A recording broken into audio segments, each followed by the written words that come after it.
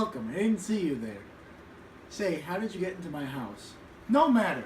Let me tell you about what I'm reading right now. It's called Heart of Darkness by Joseph Conrad.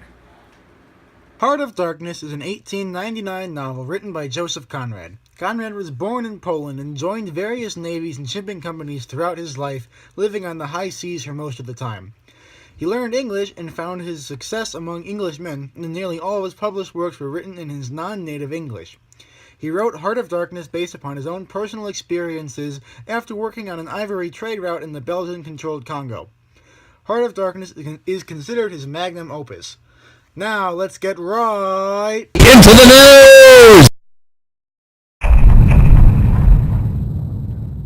Our tale opens with protagonist Charles Marlow recounting stories of his youth on the good ship Nellie, currently floating on the River Thames.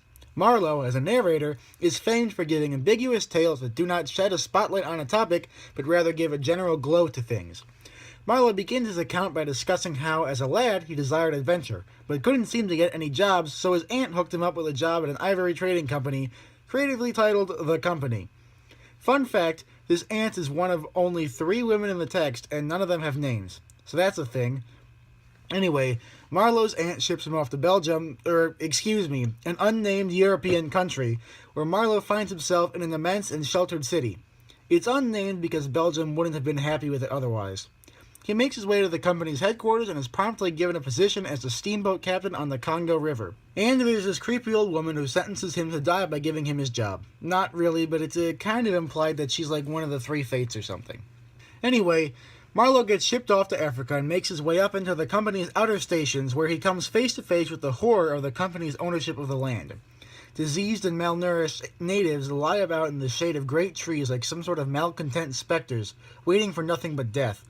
Overworked and overburdened by their white overlords, they have no choice but to work or die. And in the midst of all this death, he meets one of the few white men around, who is dressed impeccably. This guy tells Marlow about Mr. Kurtz, who lives farther up the river, and who it is Marlow's job to retrieve as Kurtz has fallen ill. The white man further explains that Kurtz is a renowned humanitarian, doing good work, as it were, for the natives up the river, and is shipping back more ivory than all the other traders combined. He's going to be somebody, he says. So Marlow goes further up the river into a new station, the Central Station, where he is received his steamboat to captain. His boat, of course, is wrecked, and he can't go anywhere until the boat is fixed. So Marlow gets stuck in the Central Station, talking to the nervous manager and the suspicious bricklayer, both of whom are also dressed impeccably. And among all this, more of the native Africans are dying. Marlow also learns that, while everyone outwardly loves Kurtz and can only say good things about him, secretly, all the other managers are afraid that Kurtz is going to take their jobs. They hate him for being better at ivory trading than everybody else. Eventually, Marlow gets his boat fixed and he can travel upriver. Along the way, Marlow comes across a burned-out cabin with some books in English inside, and their ship is attacked by a group of natives from the shore. Marlow also notes that the International Society for the Suppression of Savage Customs had Kurtz write a report for them. In a flash forward, it is revealed that this report is beautifully written, but ends abruptly with a terse announcement, "Exterminate all the brutes." After the attack, Marlow and co. make it to Kurtz's inner station, where Marlow meets a man whom he refers to as the Russian, and the Russian explains Kurtz to Marlow. Kurtz, he tells him, has become a god among the natives, as they worship him and do unspeakable things for their new white king.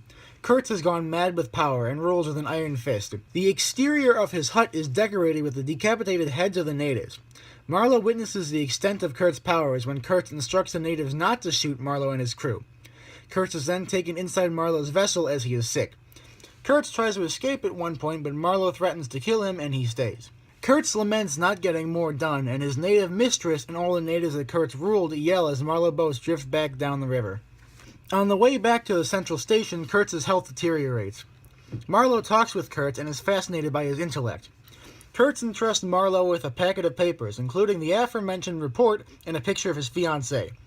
Marlow watches over Kurtz as he lay dying, and his last words uttered are, "The horror! The horror!" The next day, one of the natives working on Marlow's ships declares, "Mr. Kurtz, he dead." With Kurtz dead, Marlow returns to Europe, where he is now a bitter and crotchety man. He is disgusted by the sheltered society he finds back in Europe after having experienced true horror, and Marlow refuses to discuss Kurtz with anyone except Kurtz's fiancée. His fiancée is still mourning Kurtz's death and asks Marlow what his last words were. Marlow lies and says that Kurtz's last words were her name. The story then returns to the present with Marlow aboard the ship and his friends on the Thames, and the sun has long since set and the Thames seems to flow onward, into the heart of an immense darkness. Cheery story, right? I want to read this to my kids at bedtime. Anyway, Heart of Darkness has been analyzed perhaps more than any other text in the English language, or at least in the literary canon, and mostly because of its dense language and intense ambiguity. No clear answers are given, only a dim glow is shed rather than an illumination. There's something mysterious about the text that seems to keep drawing people to it, like a moth to a flame. I, for one, felt something like this in the text. I found it to be quite aesthetically pleasing as I read it during a particularly drab era in my existence. I connected with Marlow on an emotional level, as I, like him, felt lost amidst a river of suffering. Life is not easy, the book says, and life was certainly not easy for me when I read it. But it isn't just me who has found the intangible allure of this strange text. It's been redone dozens of times in dozens of ways.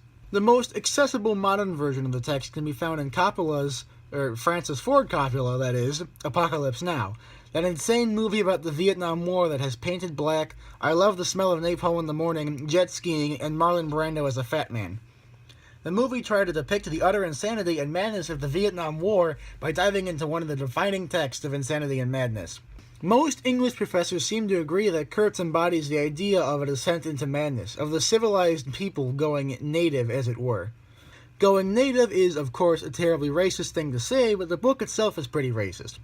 There have been a fair share of analyses about how racist the book is, despite it being an expose for the terrible treatment of the Africans by the Belgians, and I can guarantee there are a few discussing how sexist it is too.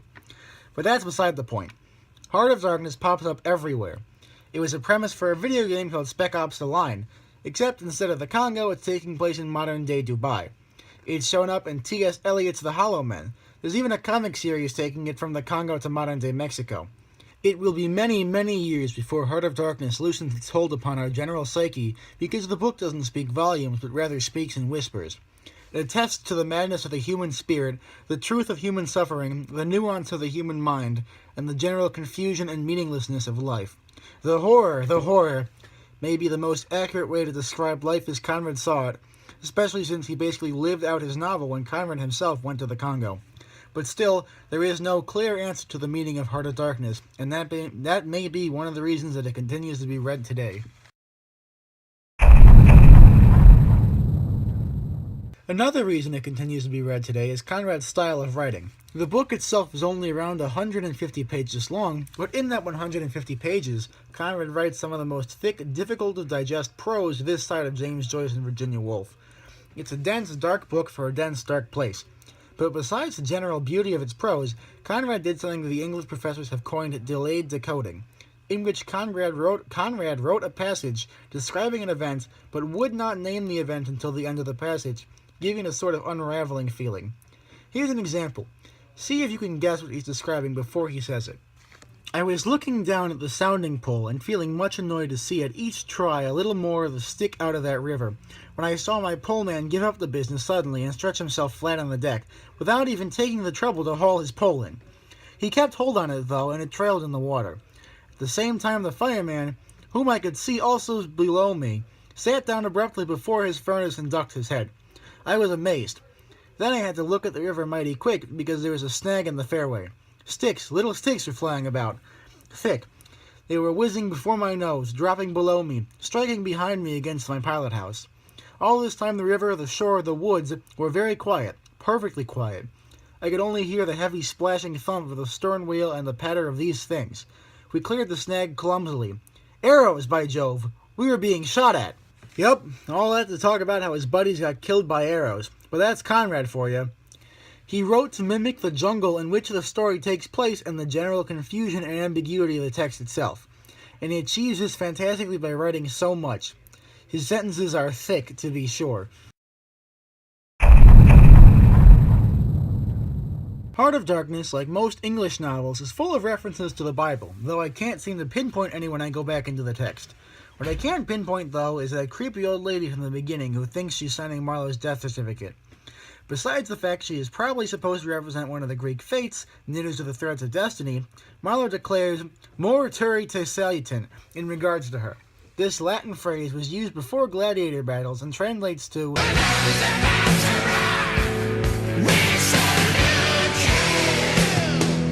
excuse me, those who are about to die, we salute you. Anyway, Conrad also invokes Dante's Inferno when Marlow first meets the dying Africans.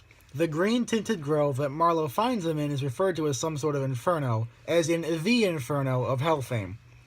This is the most obtuse reference that Conrad makes, more or less, and serves to identify the living hell that the subjugated Africans inhabited. But perhaps the most interesting allusion Conrad makes is at the beginning of the book, when Marlow first receives his job with the company. He looks down at a map showing the sections of Africa as it was divided by the colonial powers, and he notes that the different colors denote different countries. The text does not explicitly state which color is what country, but Conrad's readers would have understood. On the map, there is a red section for the British, whom Marlow admires, a blue section for the French, a green section for the Italians, an orange section for the Portuguese, a purple section for the Germans, whom Marlow calls drunks, and an immense yellow section for the Belgians. This yellow section is the area that Marlow is tasked with traveling into to receive Kurtz. This is his Heart of Darkness, this yellow portion of the map of Africa. This is one of the many indications Conrad gives that Marlow is working for the Belgians, specifically King Leopold II, and serves to identify what part of Europe is causing the troubles for Marlow and Kurtz. However, the passage serves more purpose than this. While it does reference real-world powers and places, the fact that the text itself doesn't name any specific country adds to its ambiguity to a certain level, and makes the book applicable to all of Europe, a point that Conrad emphasizes in the last lines of his novel. Heart of Darkness, while an expose of the Belgians, was also an expose of colonialism as a whole. It showed the ironies and hypocrisies in so-called civilization, and how the civilized may not have been civilized at all, and so the Heart of Darkness grows in size and shadow, and envelops the entire world.